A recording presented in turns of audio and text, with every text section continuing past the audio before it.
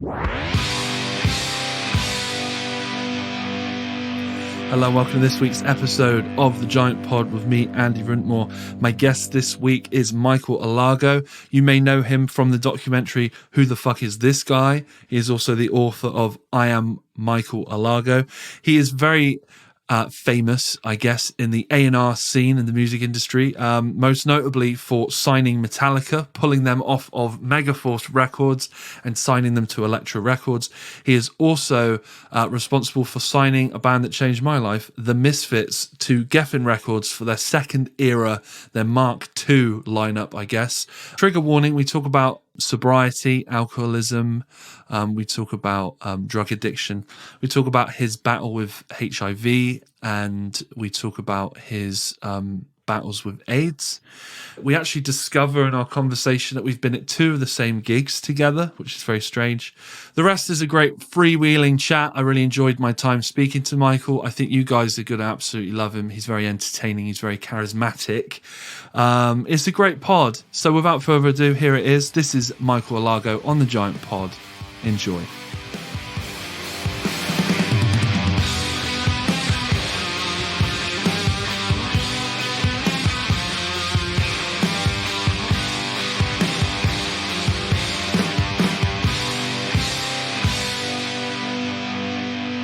How are you doing, man? You cool?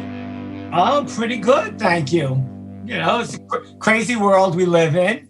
Everybody thought that 2021 might be a little different than 2020. Hasn't happened yet, really. You know, since this pandemic, I've been home most of the time. Yeah, I guess that's the sort of the lot. Like last year, I couldn't tell you. Last year there was some life events that happened, but which I won't go into because they're not very interesting. But it's just that people say, "Oh, when did that happen?" I go, I had no idea, don't know, because time became irrelevant. Well, I argue with people now about what day it is. And, if I don't look at a calendar, you know, Monday could be Thursday or Monday could be still Sunday. It's just very strange, I have found. And, you know, what's stranger is as we speak, you know, I know how to keep myself busy. And when it's been beautiful weather out there, I've been shooting a lot of black and white portraits on my iPhone, which is all I shoot pictures on these days. It's easy. I love the effect of black and white squares. So I've been working on this project called Art in the Time of Coronavirus. And a couple of the pictures just got published in Paris, France, not Paris, Texas, and in New York. They're very interesting. They're very beautiful. And of course, you know, I did them outdoors because I love natural light and stood, of course, 6 feet away from the subject. But, you know, the common ground is that we're all in this together. And the other common ground is that everyone has to wear a face covering. So they've been really, really beautiful. So when it's been nice weather, that's what's been keeping me a bit sane, going outside and being able to shoot a beautiful photograph. So tell me about your art, because the reason this conversation is happening is because I saw your film, Who the Fuck Is That Guy?, on Netflix quite a while ago now, and I posted it on my Instagram, and you saw it and you commented, "Thank you, you know, whatever, for watching the film," and we spoke about possibly sort of collaborating on something like this. But at the time, I didn't actually I wasn't sure if I was going back to radio or not. So here we are finally. But at the end of that film, which I understand, you know, I appreciate is maybe, how old is that film now? 5 years? No, well, it started on Netflix through 2017. Right. And we had a 3-year contract with them, and the 3-year contract is up right now. Yeah. Okay. So that was sort of the end of your film, wasn't it? Was that you were doing photography? That was kind of, I think, if I remember rightly, where we left off with you. So tell me about your art. There's a lot of male subjects. There's lots of muscles on show. Yes, that's all I know about art: men, muscles, and scars. Yeah, listen, I was a professional A&R person for 25 years. I loved my job. I really did a great job. I don't say that with any ego because I have no ego whatsoever. Really, I don't. But I always loved photographs. I love the stories that pictures tell.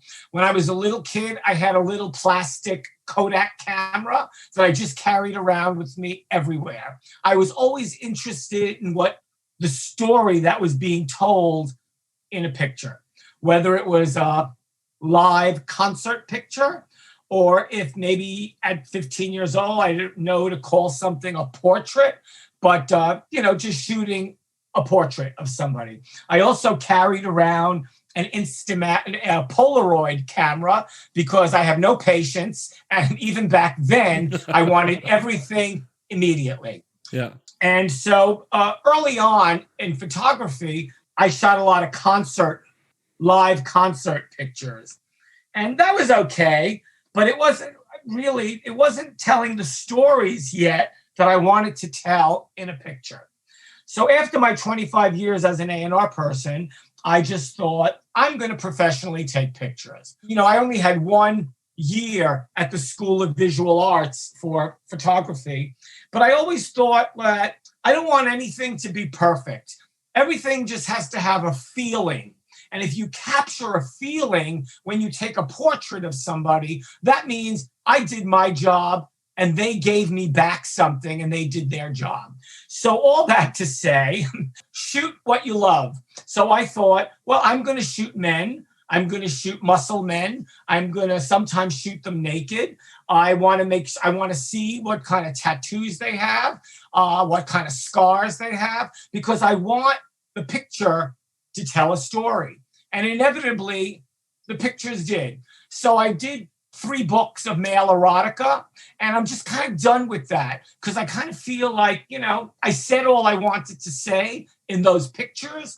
So now I kind of discarded my cameras as well, and I use my iPhone for everything.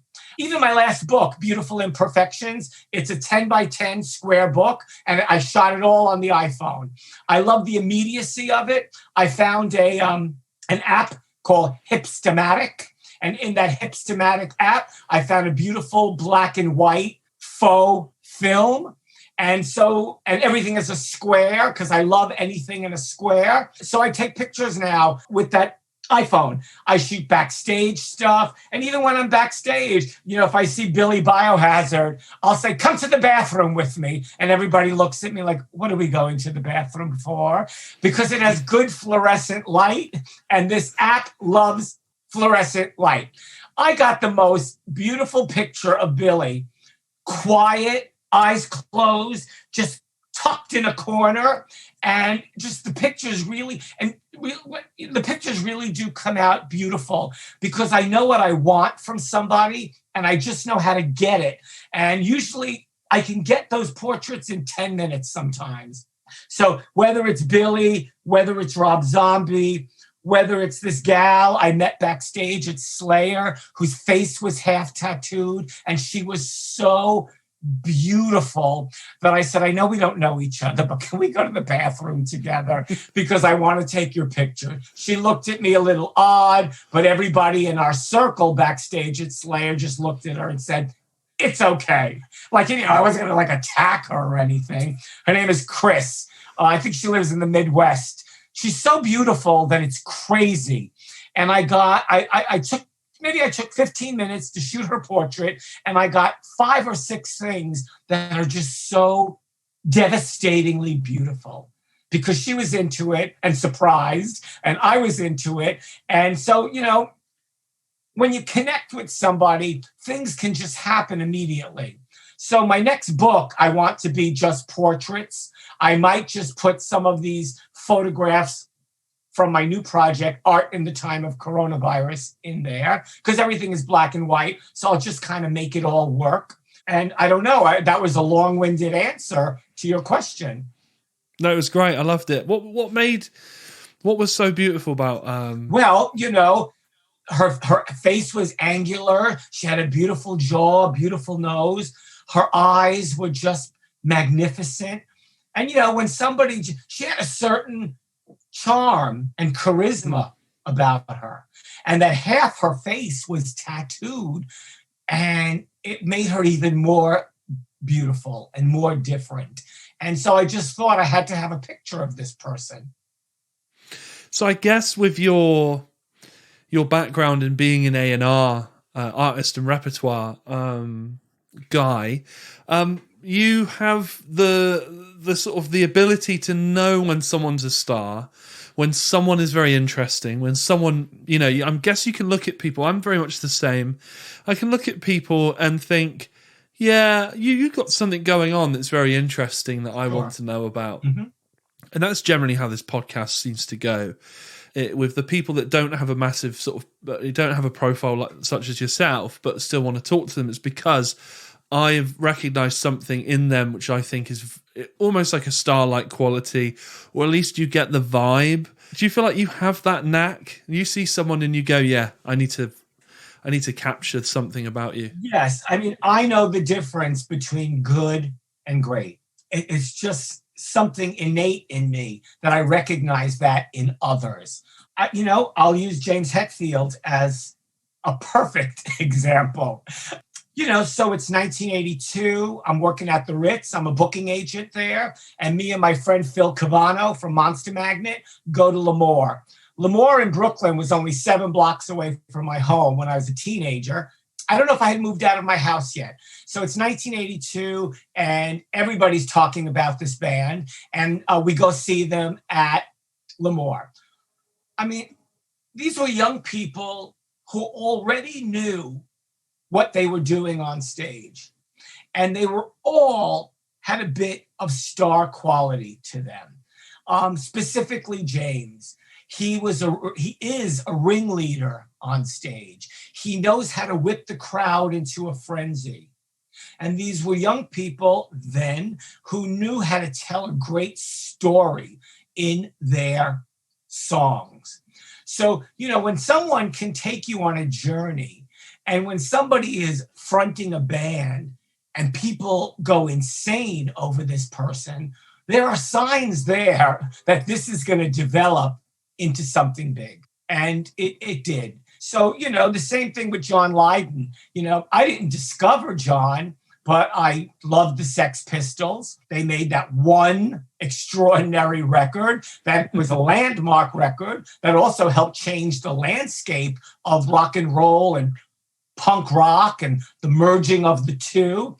So when John was labelless for a moment, I thought to myself, I love this. Oh, well, you know what? I'm sorry. I have to backtrack. By 1983, I was booking the Ritz. Bow Wow Wow was supposed to play. Malcolm McLaren called me and he canceled the gig. I was like, the gig is sold out for 2 nights. What are you talking about?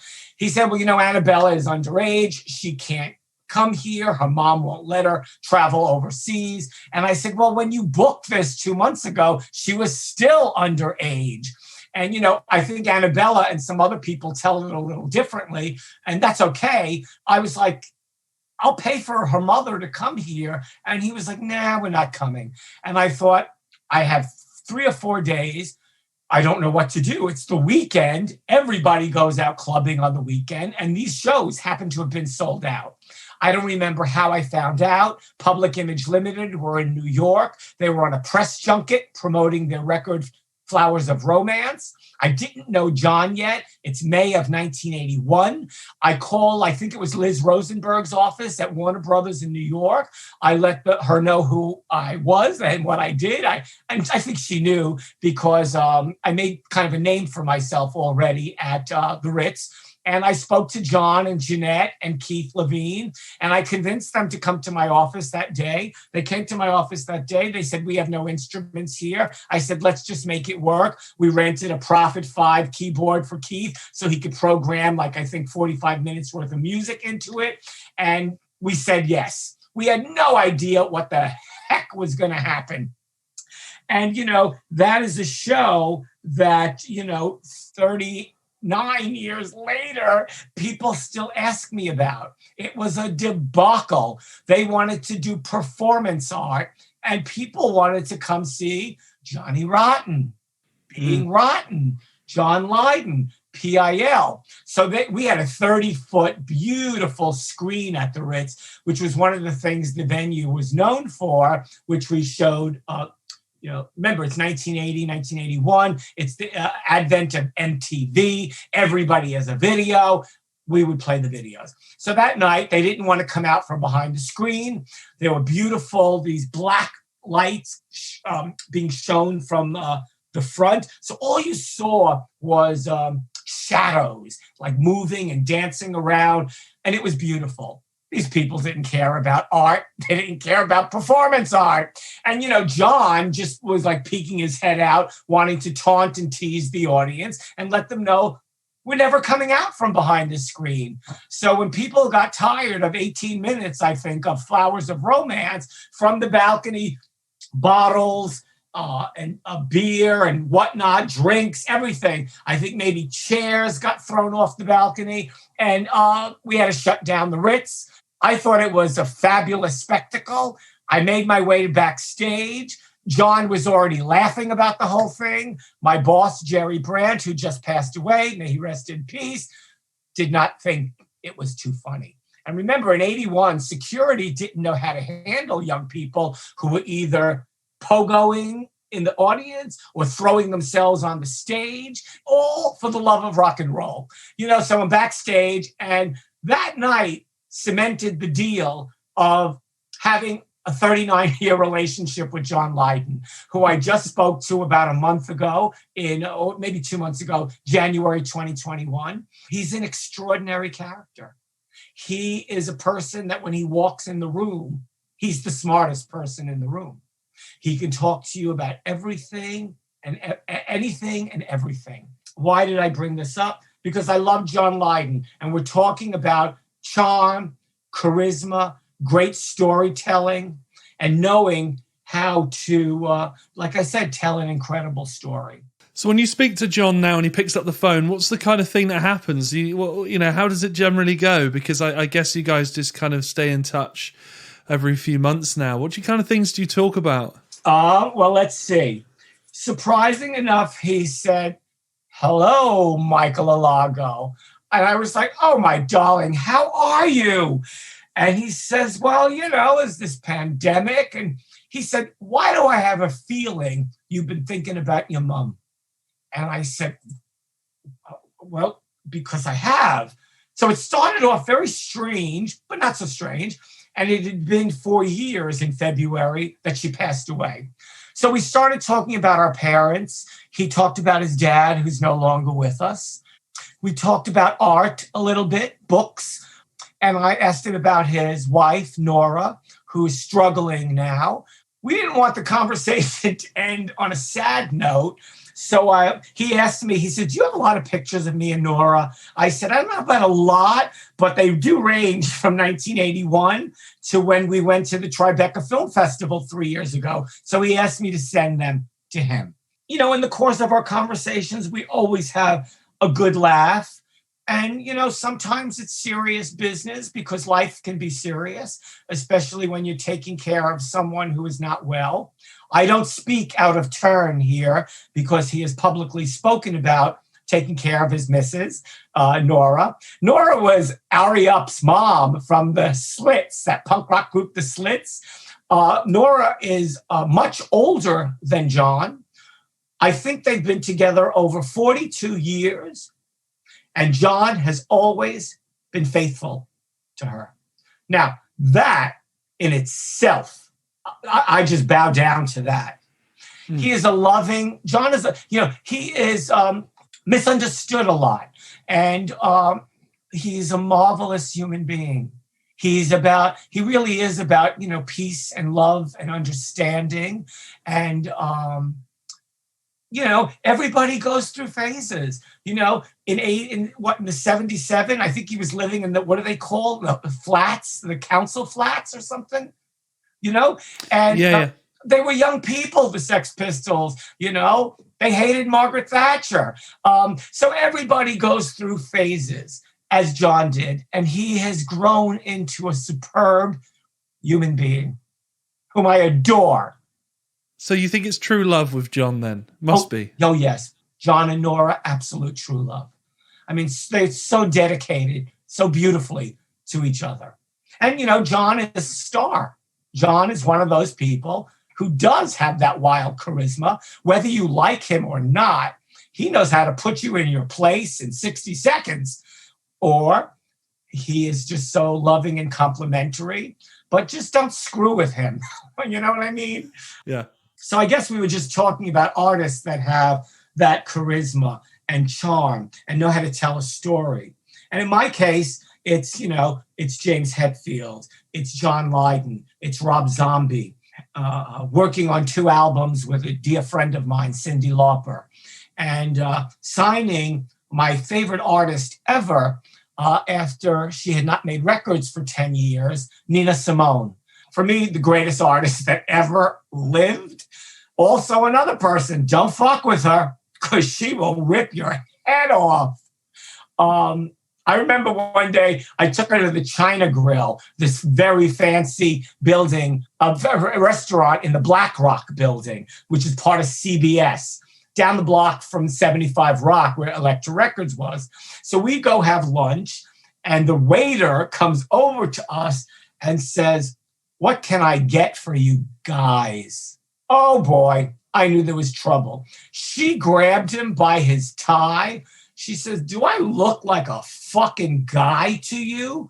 And he was like, "Oh, ma'am, I'm very, very sorry." And she just pushed him out of the way. He went flying. His tie went flying. And he knew better than to call her like that slang when you just say, "How you guys doing?" Not with Nina Simone, you don't.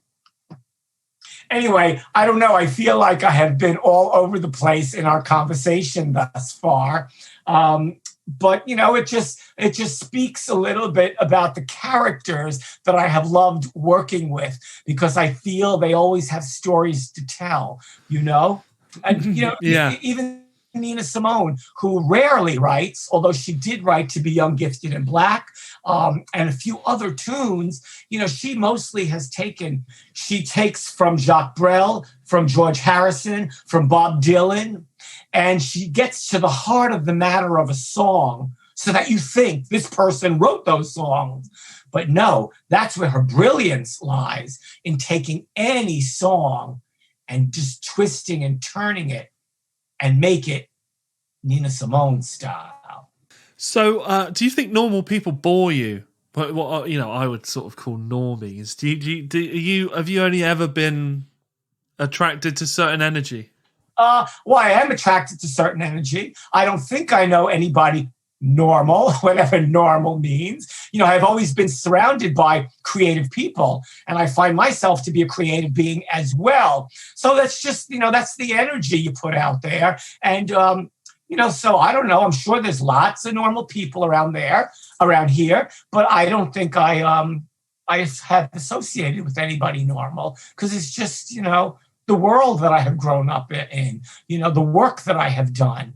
And I find that all those people are special people. So in being a special human being, there's nothing normal about you. So you said about growing up and the people you've been around. Tell me about New York City in the 70s. Let's rewind to where your film sort of begins. You're talking about New York in the 70s, and I guess growing up, being gay in the 70s in New York, which is probably an easier place to be gay in America in the 70s, but I'm sure it had its own challenges. Sure. I grew up in Brooklyn, Hispanic, gay. I always had this bit of bravado about me. And I don't think I was ever in the closet.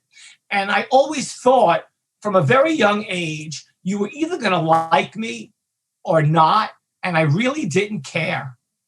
I graduated from high school in 1977, but I had already been going to CBGB and Max's Kansas City, and I was in the thick of the punk rock scene.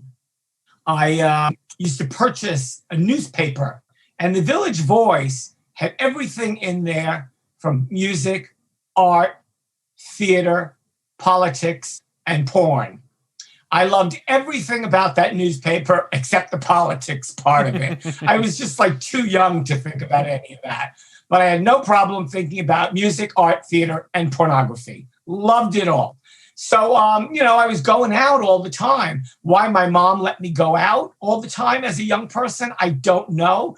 But I think she knew that music, and I speak about this in my book, I Am Michael Alago, that funny enough, as of today, March 3rd, I believe it had just come out 1 year ago. So all that to say, the book begins saying, I believe I came out of the womb loving music. I knew music was going to always be my life. I had no idea what form it would take because I didn't play an instrument. But I was out every night. I checked the listings of all the clubs, whether it was Max's or CB's or a short-lived club called On the Rocks. I just checked the music section of the Village Voice. And if something sounded interesting to me or I had heard about them, I went to see them. I was always very curious, and I had friends over at Sire Records, and I knew that Seymour Stein was putting out the Dead Boys and the Talking Heads and the Ramones, and I wanted to be part of all of that. I had heard about Stiff Records in the UK putting out the first Damned record. And when I saw in an advertisement that there were 3 nights of the Damned and the Dead Boys, you knew I was going to go every single night. And I did. And I love the Dead Boys, who are from Youngstown, Ohio, so much that I started a little fan club for them. And, what did I know at 15 years old about starting a fan club? So I only made one zine. It was all cut and paste. It was called All This and More, named after a song on their debut record called Young, Loud, and Snotty. And they have been one of my favorite bands ever. It's funny you should mention the Dead Boys, because when I was growing up, I have a friend called Will Angeloro, who is a New Yorker, and he moved to our town, I can't remember now, maybe 20 years ago. He was a big figure in my punk rock education. Cool. Because he'd been in the heart of it, and he made me a compilation CD that had like Rancid on it and the Clash on it and everything, and it was basically this punk rock introduction sampler, and on there was the Dead Boys, and it was Sonic Reducer. Oh boy. Oh man, what a tune. Well, once the lights went down and you knew they were on stage, that was the song they always opened up with, and it made people crazy. I mean, that song live was just one of those brilliant opening numbers. And maybe for people who are listening to this and could not have been at CBGB back in the day, I'm always grateful that we have stuff like, YouTube and Google. Because if you go to YouTube and press, type in Dead Boys, Sonic Reducer, 1977, boy, are you going to get an earful and an eyeful. That's the beauty today of technology. Oh, I love this. That, we're talking and my video camera says you're unstable. Of course I'm unstable. What did you think after all those years of drinking drugs, but 13 years sober? So, it's a great platform, YouTube, that you could see all those things that you wish you saw back then. You could see the Damned and the Dead Boys and Eddie and the Hot Rods, Death School, Suicide, Blondie, Patti Smith, the Ramones, 1974, the Ramones, 25 songs in 17 minutes. Honey, that was punk rock. We were there. I was there every night. I started going to CB's in 75, and I saw Johnny Thunders and the Heartbreakers when Richard Hell was still in the band. He left to make a Sire record called Blank Generation, which everybody flipped out over. CBGB was my home away from home. Hilly Crystal, may he rest in peace, the owner, never carded all us kids. He just said, if I see you with an alcoholic beverage, you're out for 2 weeks. So, of course, we drank everything before we got to the venue, and we were all a little lit all the time. But, we were young, and we were having fun, and we were discovering ourselves, and we were discovering all those artists that I just mentioned to you. And the beauty of that, like I said, I think, was that was my home away from home. And I was there on the very last day, October 15th, 2006, on its closing night. I was hanging out with Danny Fields, my dear friend of 40 years, who discovered the MC5, the Stooges, and the Ramones. I was standing outside with Jim Carroll, rock and roll poet, Living at the Movies, Catholic Boys, The Basketball Diaries, and also the late, great David Peel, who in the 60s made a record for Elektra called Have a Marijuana. So Patti Smith was doing a performance inside. So how extraordinary is that to be involved in that whole thing? And it was all because music, I knew, was always going to be my life, and I was always curious. You've mentioned so many things in that I want to touch upon. Sure. Danny Fields. Yes. There's a great documentary about Danny Fields. Danny Says, that's correct. On Netflix. He's my dear, darling friend. He started working at the Ritz as our publicity person in 81. And that cemented the deal. Two gay men in the music business. I'll tell you a funny story. And those bastards, whoever they are, not Danny, they took my scene out of Danny Says, and I've been forever furious. So I'm going to tell you right now. You know, Danny and I, from the get-go, we got along like a house on fire. So one day, Black Flag are coming to play the Ritz, and they get there early to do a sound check. Of course, Danny and I are in love with Henry Rollins. Back then, well, how old was he? 22, 23? And, you know, long hair. He was hot. We opened the door to our office and looked down the balcony to the stage, and we saw that they were doing this full-on, loud, sweaty sound check. And Danny and I were like in heaven. So they finished with, you know, we had work to do, so we went back to our office. They did their sound check, and Henry knocked on the door and came in to the office. And all he had on were like sneakers and these very short shorts he was filled with sweat. Danny and I were very happy. And he just plopped himself down into a chair and just started talking to us. He didn't know about me, but the smart cookie, once again, that he is, he knew about Danny's history. So we talked for a long time. And then when he left, because, you know, him and the band went to go to their hotel or their van, probably their van, and we would see them that evening. The minute Henry got up from the chair, Danny and I leapt to the chair and smelled the chair. It was very Spinal Tap, like smell the glove, but it was Henry, and we wanted to know what he smelled like. Do you believe that those damn people edited me out of Danny Says, but at least I got to tell you the story here? And somewhere on YouTube, that video clip exists. I'm sure that's not the question you asked me, but it was the answer I gave you. Yes. Well, thank you for that. That's a great story, that is. And I touch on two others that you mentioned in that.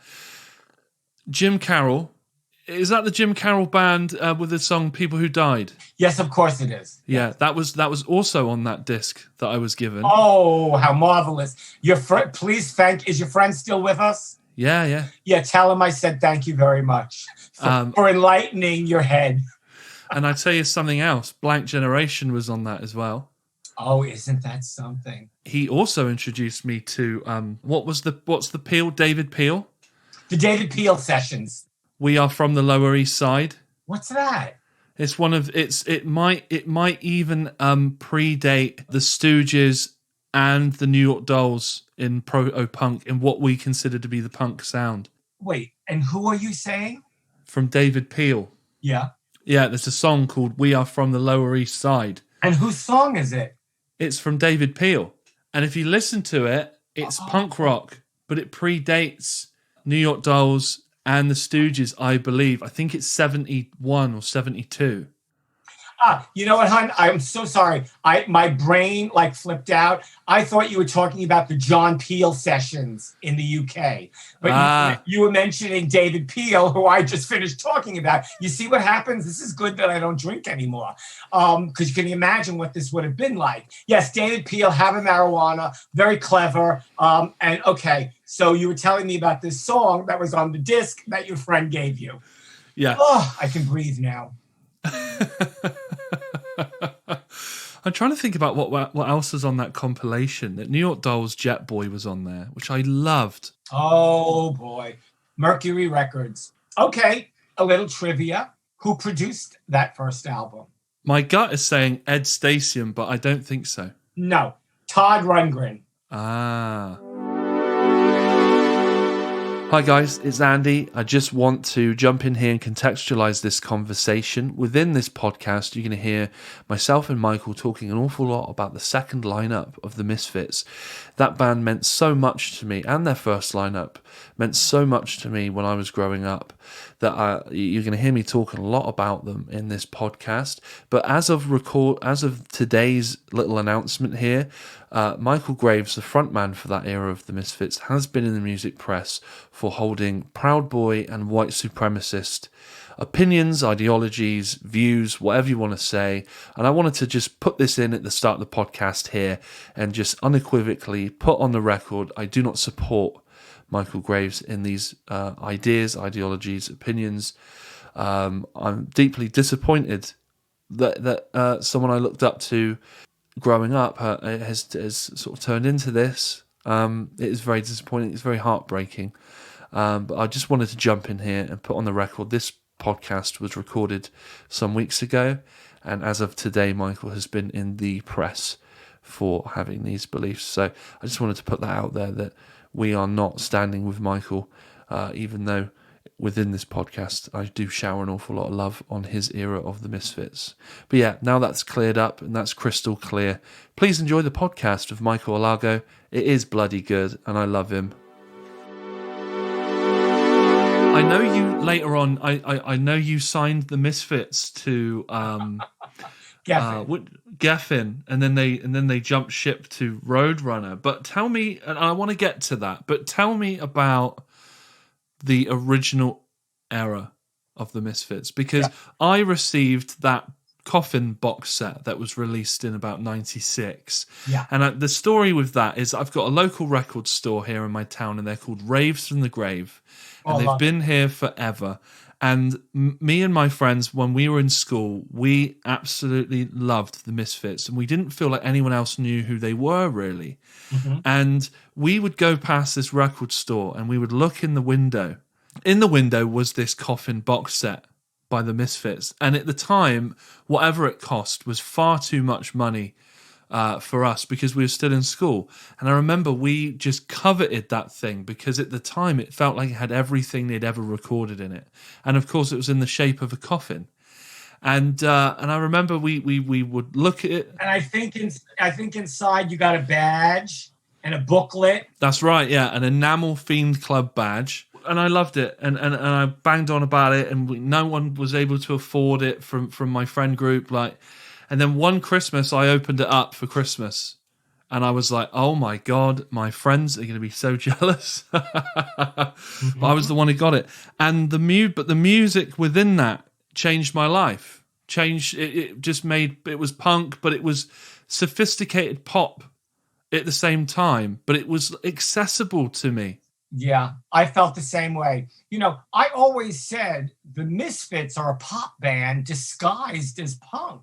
And a pop band with memorable melodies. And they always sang about like JFK and Marilyn Monroe and horror films. That was, I mean, talk about a focused band, you know. We loved hearing everything from, Horror Business to Vampira. Extraordinary band. You know, they are one of those bands also who are unique unto themselves. And nobody, I mean, you can try, but nobody could copy what they do. Also a band who had wildly charismatic people in the group. Glenn Danzig, Jerry Only, and my angel, Doyle von Frankenstein. The drummers changed every so often, but they're an extraordinary band. I mean, I think I'm looking it up just because sometimes my memory is a little wrong. I think Walk Among Us came out like in 1982 on Ruby Records. I'm not sure on the record label, but it was not included in that box set in 96 because of some licensing issues. It may have been on Caroline. I'm not sure. It was on Ruby. And the parent company was called Slash Records, run by the late, great Bob Biggs. Yeah. And I believe Slash wound up being distributed through Warner Brothers at some point as well. Yeah, I've got some Slash records that they did some Faith No More reissues, and I think they did the original Faith No More, possibly. Mm. But yeah, I've met Jerry twice maybe. Always as a fan though, just sort of at the show, he'll walk past the queue or whatever, but it only took one time, and then the second time he knew me. You know what I mean? He knew who I was. Obviously, you can't see it here, but I'm 6'9". I'm a big guy, so what? Yeah, 6'9". Oh my Lord! Okay, great. That's why we're called the Giant Pod. There you go. There we are. And so I guess, he would, because how tall is Doyle? He's a big guy as well, isn't he? He must be 6'5". Yeah, he's got to be 6 something or 6'5" with those boots on. But he's definitely over 6 feet. Yeah. Not as tall as you, but definitely 6 feet plus. Yeah. And I've just, I just get the feeling that it was, I always remember, I went to see them in Bristol, and they were playing, it was where Des Cadena was with them, and it must have been when they did that Black Rain, the Devil's Rain, whatever it's called.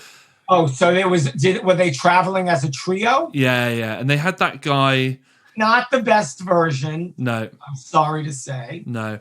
But it was a big deal to me, because before that, I'd only ever seen the Misfits. I went to see Danzig do one of his shows at the Roundhouse, and he had Doyle on to do a Legacy encore. And that was, I thought... When was that? That was, don't know when that was. A while. 2013. Maybe? He was on some sort of anniversary tour. That's right. I was on the stage of that show. I have pictures from backstage that night. I got there early, and I filmed the Roundhouse empty.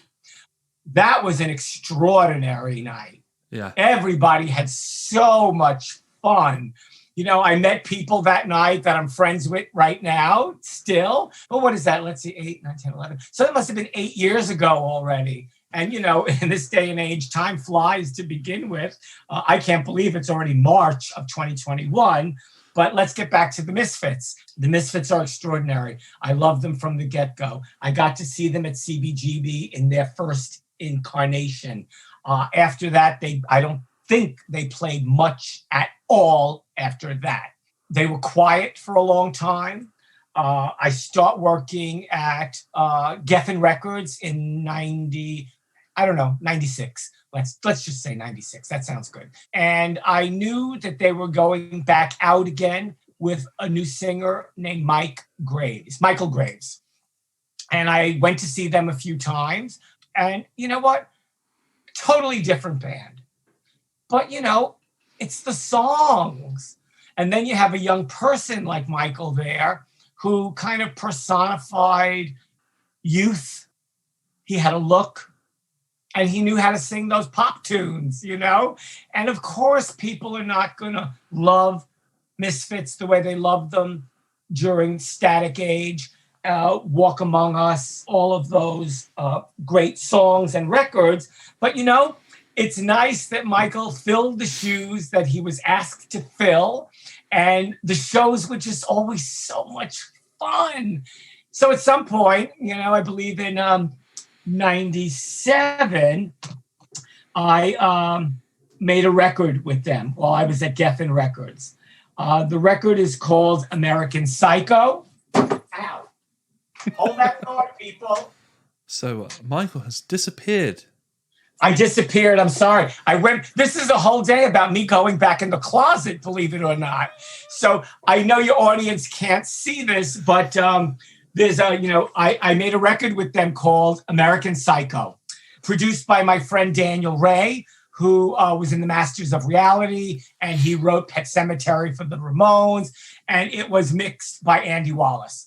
And we love Daniel. He always spoke so highly of the Misfits, and he loved them so much that I knew he would do a good job. We had the great Andy Wallace mix the record because we loved what he did with Slayer. And, I had him produce my first White Zombie record that came out in 92. So it was really, I thought American Psycho is an extraordinary record. It's a fun album. We made some great videos from that record, like, there's, I think, Don't Open Till Doomsday. But the great one is Dig Up Her Bones. Yeah. It was almost a little unfair that I signed them to a major because, when you work for a major, people are a bit corporate, believe it or not.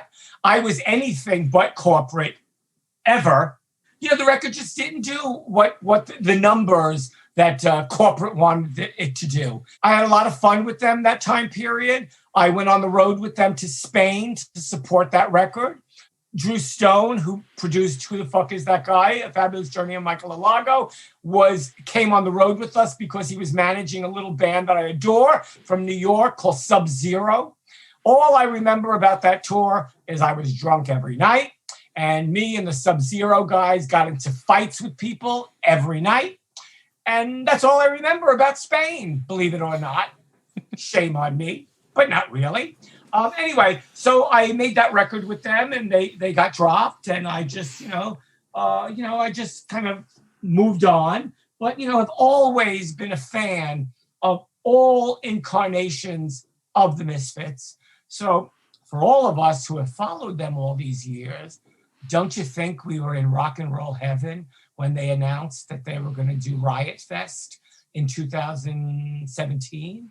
And it was, Glenn, Jerry, Doyle, and I think for most of those shows, the great Dave Lombardo. It was Dave Lombardo. And Slayer, babe, Slayer.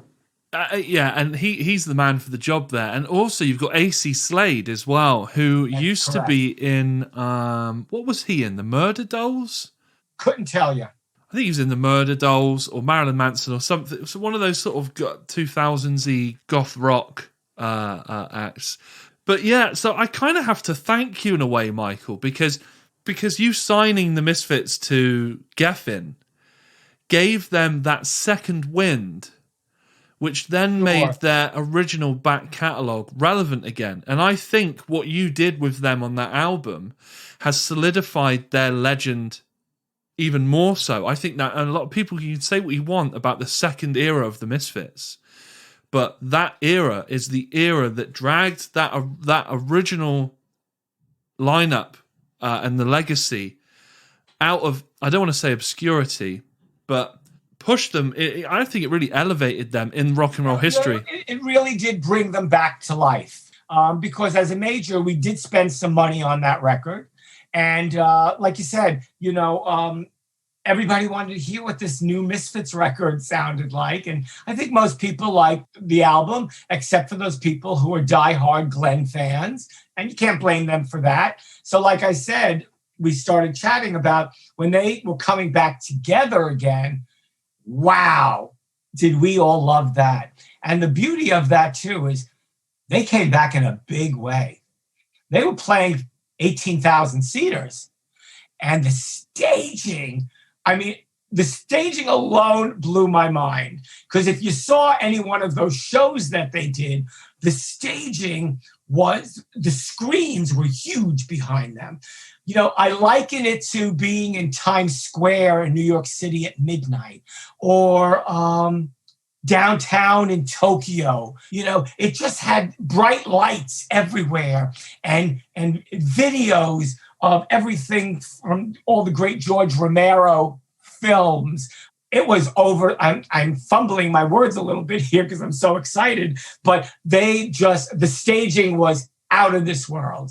And, it just complemented everything great that the band in their new incarnation again was just doing on stage and just letting everybody have it. And everybody was in fine form for those shows. And we all flipped out, you know? Can you imagine seeing the Misfits back in the day at CBGB? They go away for almost a lifetime. I make a different kind of a Misfits record.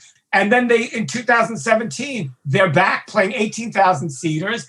And, you know, everybody wanted to see the Misfits. Yeah, unbelievable. And when they announced the Madison Square Garden show, I was just like, I never thought I would see them get back together again with Danzig, let alone play Madison Square fucking Garden. I know. I couldn't believe it. I couldn't believe it. I thought the closest I was going to get to seeing them would be seeing one of the, unfortunately, not as good lineups which Jerry Only, you know, had on the road, you know, the years leading up to that, and Danzig doing Misfits songs with Doyle at the Roundhouse. I thought that was as close as I was going to get, and I'd made my peace with it. And it's still as close as I've got because I haven't seen those shows yet, and I'm wondering what they're going to do. Are they going to release a live album? Evil Live 3 would be great. A concert film, Blu-ray of some of those shows would be great. Well, a concert film would be extraordinary. Now, you know, everybody bitched and complained going to those shows because they took your cell phone away. Oh, that is quite corporate. Oh, well, Glenn was being, I love Glenn, I love you. He was being a curmudgeon about it, and he didn't want the shows filmed. And I don't blame him in a way, because I'm thinking that what we were just talking about, they had big plans to come back and play these large music venues. I'm sure, although I haven't really even asked Doyle, I'm sure all those shows were filmed every night that they played. Because you know what? Let's hope that there's a brilliant DVD that's going to come out of all this. That sounds amazing. That looks amazing. Like I said, the staging was out of this world. And once again, if you go to YouTube, you could find some of those clips there. Even though lots of people stuck their phones down their pants and, wherever. And, but, even though no one was allowed to do it, everyone finds a way. And it's all done with love and respect, I say, for the band that they're going to see. Yeah. I could talk to you about the Misfits all night. I'm just going to say this. If they come to the UK with one of their big, ridiculous original lineup shows, don't be surprised if I email you and ask you if you can get me on a guest list. Sure, and don't be surprised that I tell you I'm here already. So please come be my guest. Yes, of course. I'll take you up on that. Absolutely. So yeah, I'm gonna close the Misfits chat now, because I will talk to you about them all night, because they literally changed my life. With thanking you for signing them to Geffen Records, because I think what you did there meant that they could come back now to the legacy that they have, and the music changed my life. So thank you for your part in that. Oh, well, thank you for saying that. My pleasure. Let's move this on to your other huge signing now, which I'm not as big of a fan of. I love Metallica. I have an extensive collection of bits and bobs from them, but obviously the Misfits were the band that changed my life. And they also have, there's a good segue, they also have a hand in cementing the Misfits legacy, because they cover their songs on their multi-platinum selling album, Garage Days. What do they cover? Green Hell. Green Hell. They did Last Caress. Last Caress, that's correct. And they also did Die Die My Darling. Oh, probably. My mind just went blank. But yes, I mean, they all loved the Misfits, and, that was part of their adoration for them. Let's more people hear about them. So that's why, they covered their songs just for the love of the band that they have admired all their whole life growing up, like all of us. But see, now, here we are talking about the Misfits again, which is absolutely fine if we want to spend the rest of the hour or however long we have on the Misfits. But yeah, let's talk about Metallica. Yeah. We talk about them because they were my biggest signing as an A&R executive, and that cemented my history as an A&R executive, even though I did work at record companies for 25 years. Tell me about tell me your Metallica story. I know we touched upon it briefly earlier, but Sure. Tell me more. Okay, I'll try to be brief as possible. I saw them at L'Amour in Brooklyn in 1982 with my friend Phil Cavano. I loved them. I freaked out. We talked to them after the show. And then I was booking the Ritz. So my idea was to have them at the Ritz sometime in 82 or 83. That didn't happen. It's now 1983, and I start my A&R job at Elektra Records. Funny thing is, I got the job. I had to call another friend of mine in the biz, and I said, what does A&R mean? Well, everybody laughed at me. I soon found out it was artist and repertoire. And for me, it was on-the-job training. I was a sponge. I took everything in quickly. I got hired by a man named Bob Krasnow, who was the chairman. He allowed me to listen to all of his phone calls to managers, lawyers, publishers, artists. And I picked up all that language that as a corporate executive, he was using. I was anything but corporate because I was a young person from the streets, but I had this job that I knew that I didn't know as a teenager, that was the job that I was going to have in the music business. So it's 1983. I have to do some work in San Francisco. I knew the guys are playing at the Stone, and I go see them there. Again, it's packed. I'm all the way up front. James is a ringleader. I freak out over how charismatic he is. The show is over. I see Lars. I hand him my business card. He says to me, we are on a label already. I said, I know that. Megaforce Records, right on. But you know what? I think there's going to be a time where we're going to be working together. So he looked at me, probably with a Plasmatics t-shirt on. He looked at the card and he couldn't believe that I was a record executive.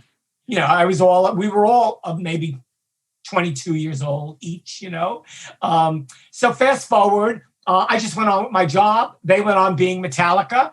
And it's now the beginning of 1984. I'm friends with Johnny Z. He becomes one of my favorite colleagues who ran him and his late great wife, Marcia, who just passed away. God bless Marcia Zazula. Rock and roll. We love her forever. Forever.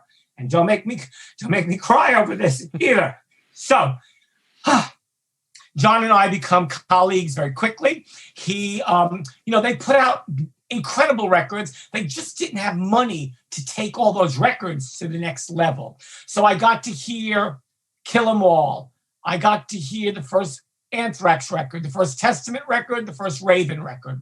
Johnny Z thought Raven were going to be the biggest band known to man. He wanted me to sign them to Elektra. I gave him a couple of $1,000s to make a demo. They gave me back a fabulous Raven demo. The problem was I heard Kill 'Em All, and I knew I had to have these people in my life, personally and professionally. Lars calls me and he says, we're coming to New York. We're doing a Megaforce night at Roseland.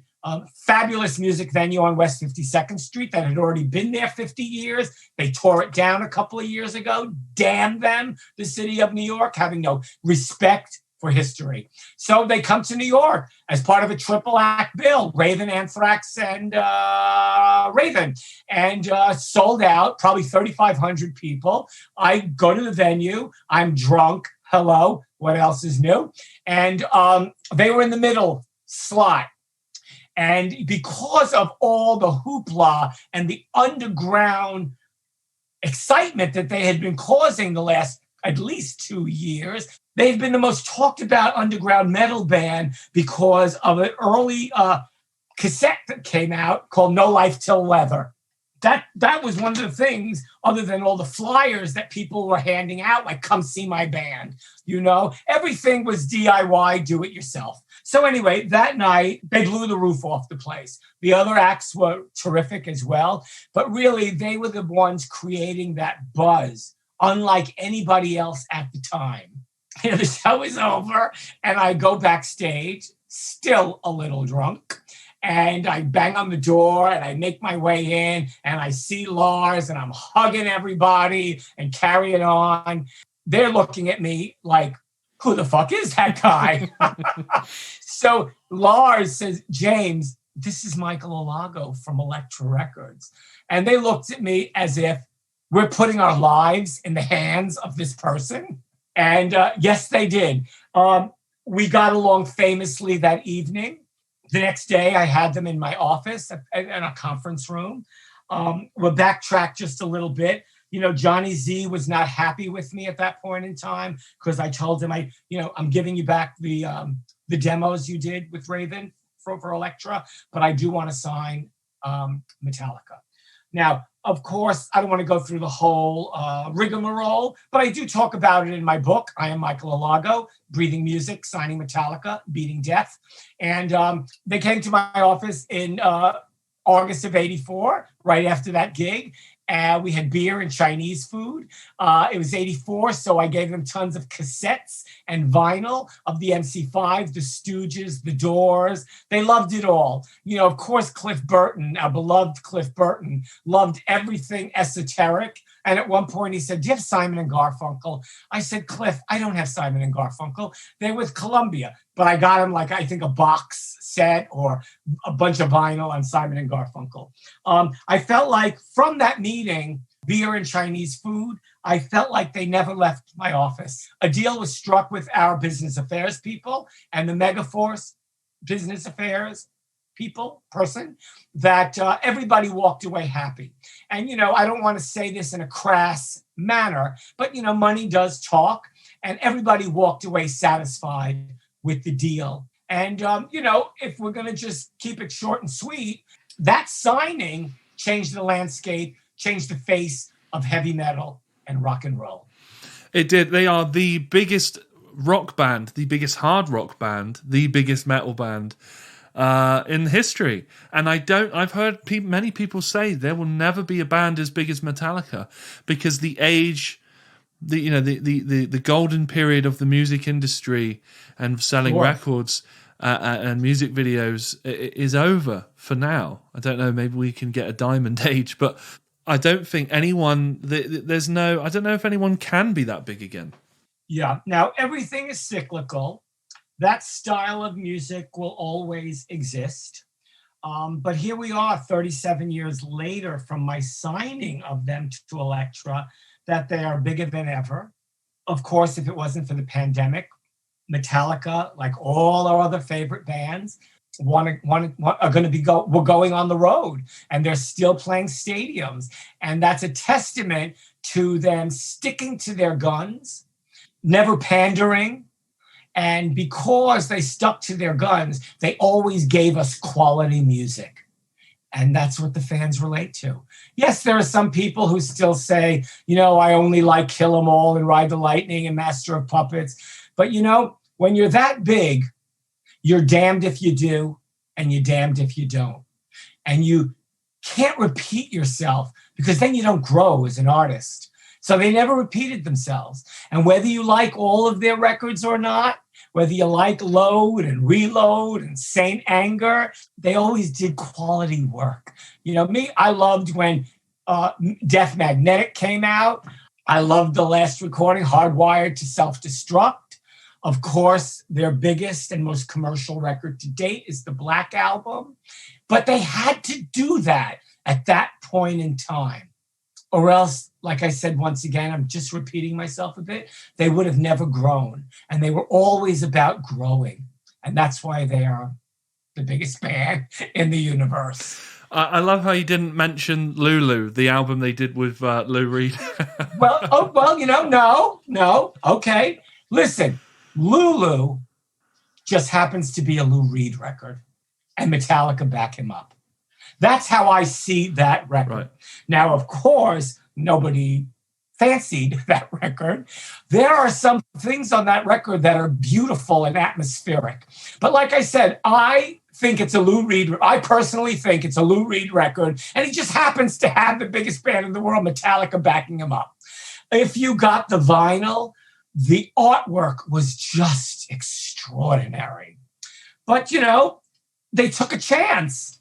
They had great respect for Lou Reed, and they made that record with him, and he made that record with them. So I don't know. I guess that's all I have to say about Lulu, unless you want to add something to that. Well, I think now that Lou Reed has passed, yes, that album, I think when he was alive, that album was maybe seen as a sort of a strange novelty. But I think now that he's passed, I think in time, historically, it's going to be more popular because I think people are going to listen to it out of curiosity. Oh, absolutely. I don't know anyone that likes the album. I really don't. But I think if someone said to me, "Hey, do you want to hear a Lou Reed album with Metallica backing him up?" I'd go, "Get it on then." Yeah, of course. Right? You have to say that because of the respect for both artists that we both probably have. You know, there's a great 19-minute song on that release that is very haunting and I think wonderful called Junior Dad. And it actually closes side 2 of the album. But yes, not a favorite of many people, especially Metallica fans. But, you know, you have to breathe. You have to take chances. And they took a wonderful chance with Lou Reed and vice versa. I mean, it's not like they were going to lose any money on it. At all. We have actually been, I believe, at 2 gigs at the same time. The first one being the Danzig Roundhouse show. The second one being the last time Metallica were at Twickenham Stadium. Oh, MetLife Stadium? Yeah. Oh, you were there? Yeah, I was in the Golden Circle. I was in that, yeah. Oh, fabulous. Yeah, I was there too. Yeah. Fantastic evening. That was the second time I'd ever seen them, actually. The first time I saw them was at Glastonbury. And of course, a festival appearance, and especially an appearance like Glastonbury, you're going to get Metallica, but it's not going to be Metallica doing Metallica, is it? It's going to be Metallica doing Glastonbury. And I appreciate that they will be 2 different beasts in many ways. And I was with an ex-girlfriend at the time. She was the one who bought the tickets. Actually, she bought the tickets before I met her, and when we got together, she said, "Hey, you should come with me."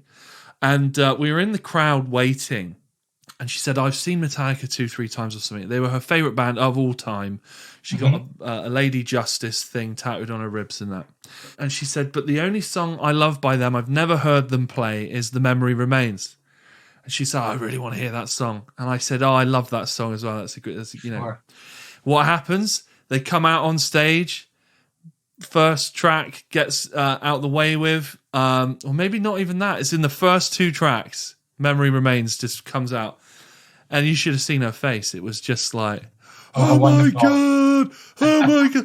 And I thought, we've got the song now, so we could just sort of stop anticipating and just enjoy the thing. But yeah, it's kind of weird how our paths haven't crossed, but we've been in similar spots. Yeah, very interesting. Sure. Tell me about, I want to know about writing your book, and I want to know about the part where it says beating death. Tell me about that. Sure. Well, I had this wildly successful film called Who the Fuck Is That Guy? The Fabulous Journey of Michael Alago on Netflix for 3 years. The contract is up, so Drew and I are looking for other platforms to re-release the movie. During that movie, some people at a little book company called Backbeat Books asked me if I had more stories to tell. And I thought to myself, more stories to tell? Of course I have more stories to tell. You can't fit every story of your life in, like an 80-minute film. So we focused on the film, on the highs and the lows, and just the important stuff. But there was other important stuff. So I decided that I was going to make a memoir, write a biography. I needed a little help because sometimes my brain suffers. The good part is that I was keeping journals since I was like 15 years old. Why I kept journals, I don't know. Those early journals were nothing poetic. It was not creative writing, but it was lists of places that I was going. So that set me up for, I don't know, just continuing to write. So I have journals that I write in to like right this minute, 2021, these days. So really, the journals helped me write the book. I asked a dear friend of mine, Laura Davis, who was in a post-punk band called Student Teachers back in the day. And we hadn't seen each other for years. She was suggested to me, and she was a great help with me and helping my memory come back.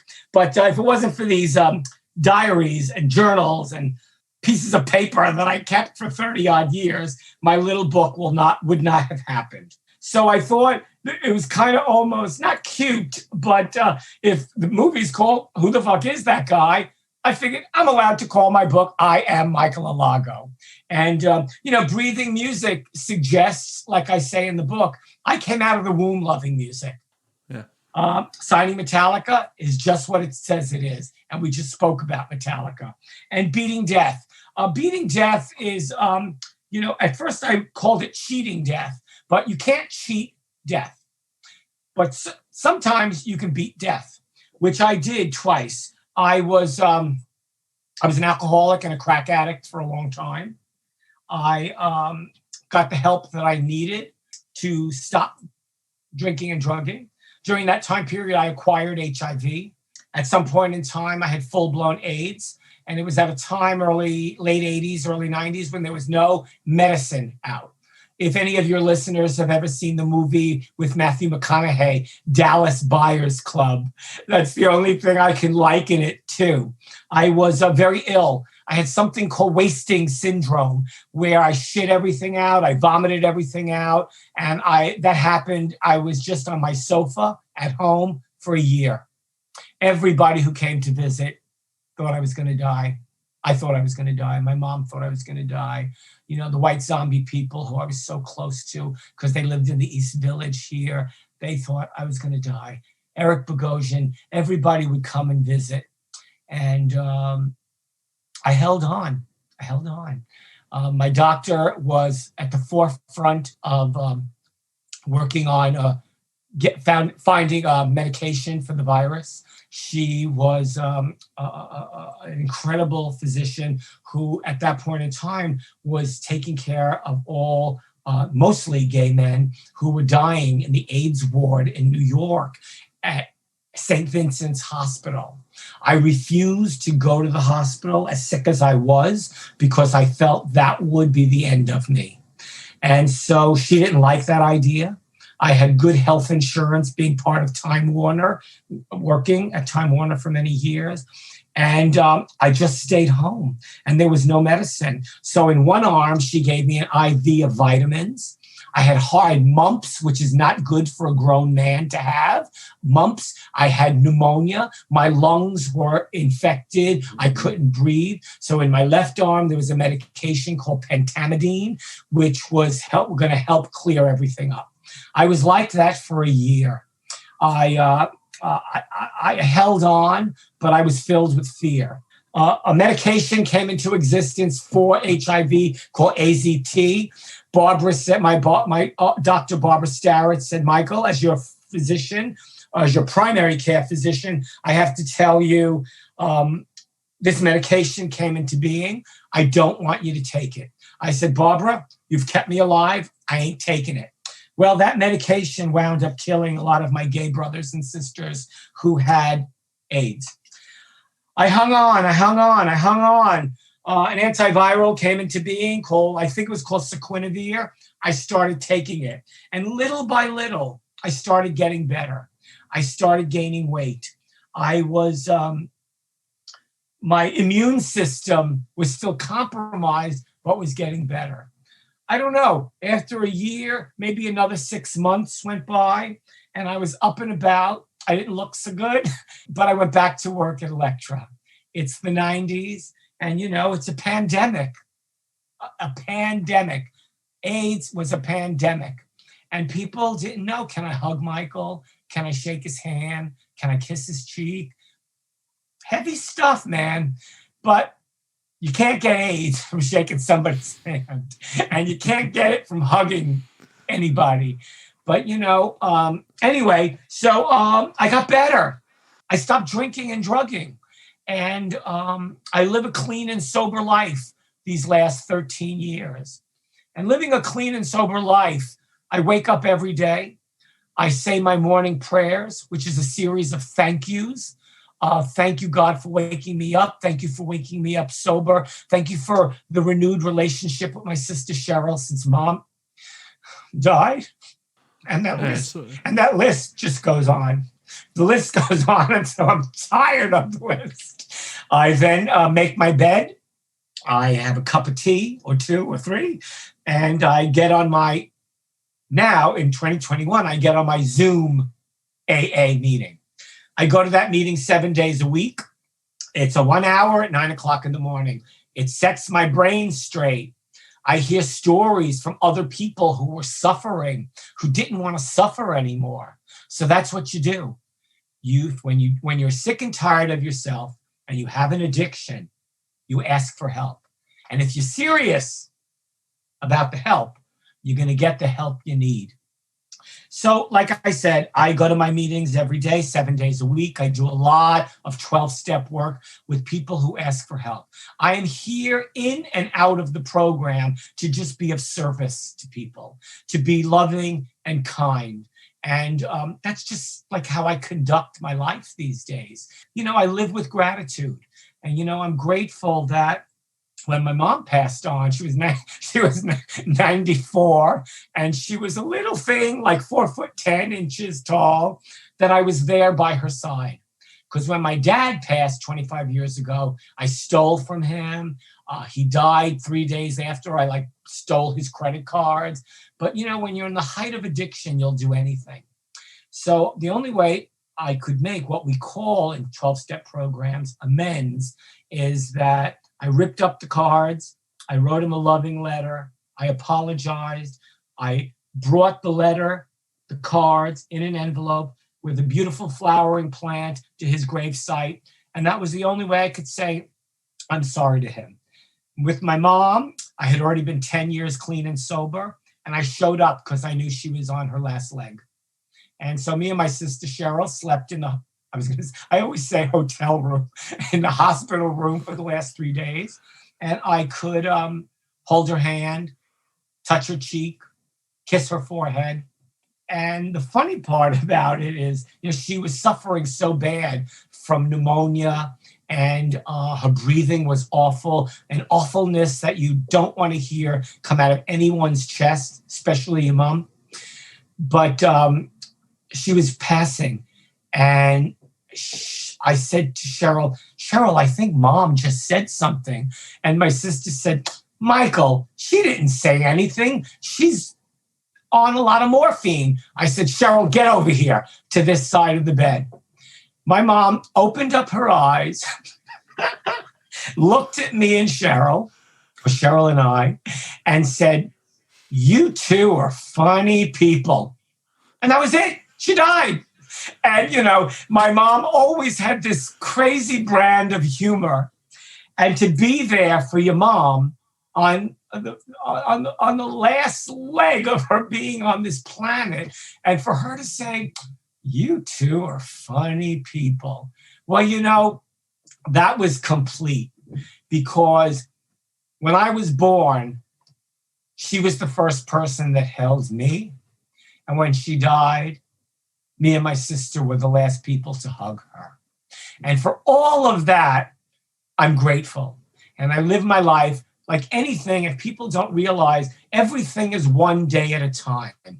Whether you have an addiction problem or a sobriety problem, or you're in a 12-step program or not, everything really is about this moment. It's about this moment that we're having together on Giant Pod. That's what it's about, right this minute. Of course, we went back in time to tell a story, to tell many stories. But, I don't know where I'm going with any of this right now, except I live a clean and sober life, and beating death means that I drank and drugged a lot. I took my HIV meds with vodka when that was not recommended by any physician. And, both times I almost died, and I didn't. So the last part, the long-winded part of all this is that the beating death part comes from really surviving both those times when I had full-blown AIDS, almost died, and did not. And, just to close this little bit, right now, I'm healthy. They can't find the virus. My viral load is what they call 0. Can't find it. Now, if that, after all those years of drinking and drugging, if that didn't kill me, man, I'm glad it didn't kill me because I feel I have more stuff to do on this earth. But that's the story of the book. And just to be shameless about the whole damn thing, you can go to Amazon.com, and I think worldwide Amazon, you can pick up a paperback copy of I Am Michael Alago. I definitely would like to get my hands on a copy of that book, actually. Yeah, I'll send it to you, sure. Oh, that would be really great of you. Thank you very much. I'd really appreciate that. Yeah. And I appreciate what you said about being in the moment. And I do appreciate how honest and open you've been during this whole interview, because there's been a couple of times where, you've been close to tears during this conversation. I get the feeling that, you do wear your heart on your sleeve. And I'm just wondering whether that's always been the case or whether this is something you've had to learn to do, is just, live with this honesty with yourself and others via the 12-step.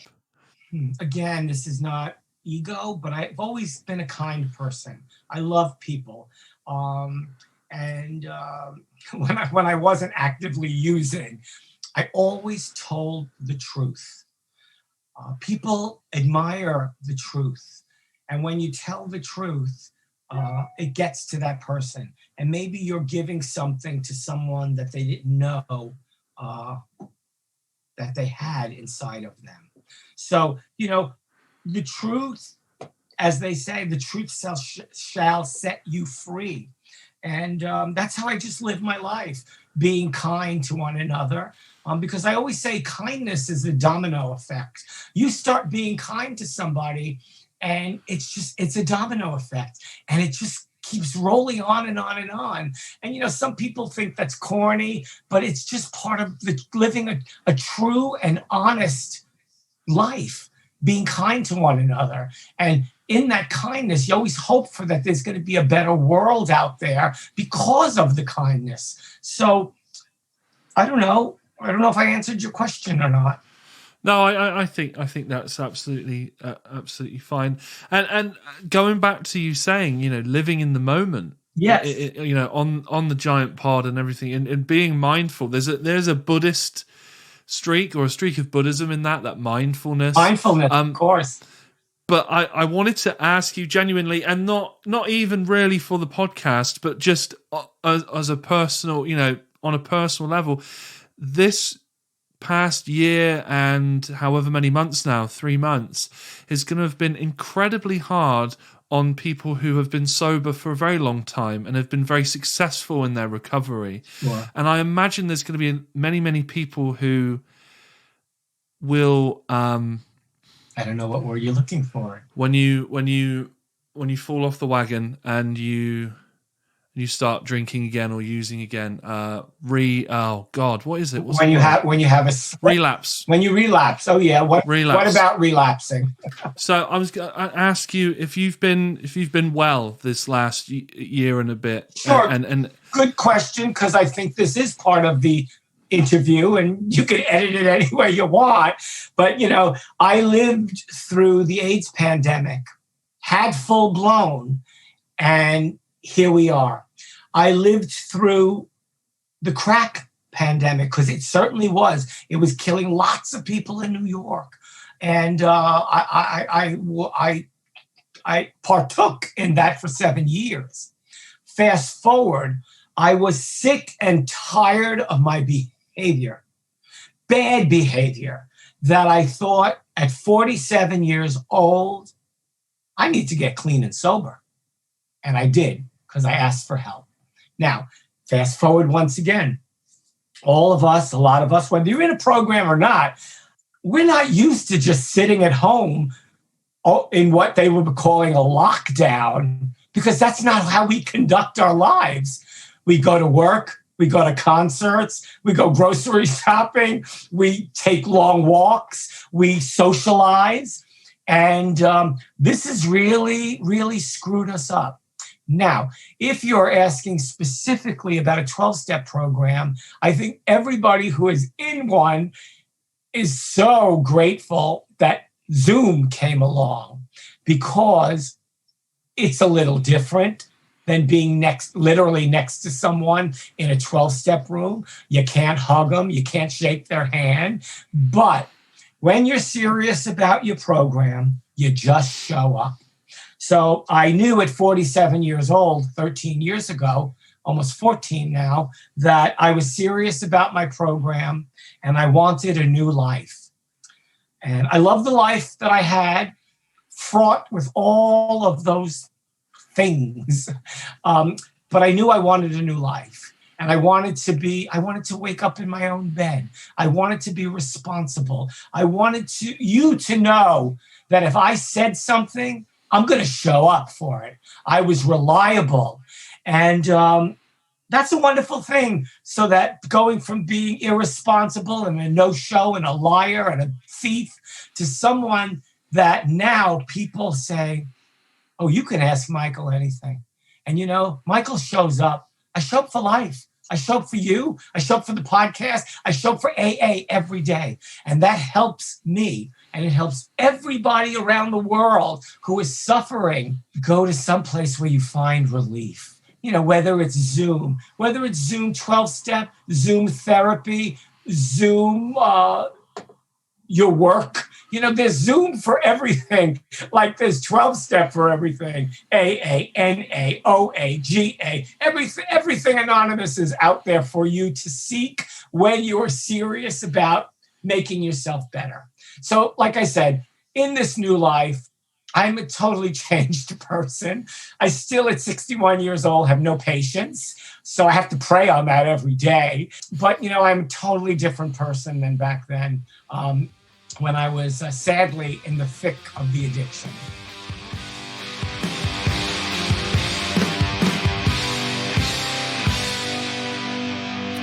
Big thank you to this week's guest, Michael Alago. We will leave all relevant links in the show notes descriptions. We're also going to leave some links to the music of the Misfits and Metallica. In case you're listening and you haven't actually heard these bands, which I'd be surprised if you haven't heard Metallica, but we're going to leave some links to this stuff as well in the show notes description. Please like, subscribe, and leave a review on Apple Podcasts if you can. Hey, if you've got a friend who's like a mega Metallica fan or a big Misfits fiend or something, or just generally loves musical chats like this, then please send it to them. Word of mouth is a very, very powerful tool for helping podcasts grow, and we love it here. If you want to follow this podcast on social media, you can. It is at The Giant Pod on Twitter and Instagram. You can follow my Instagram. It is Andy_S1S. This podcast was produced by the headbanging Harry Williams, and we will see you next week for another tasty podcast on The Giant Pod. Thank you very much.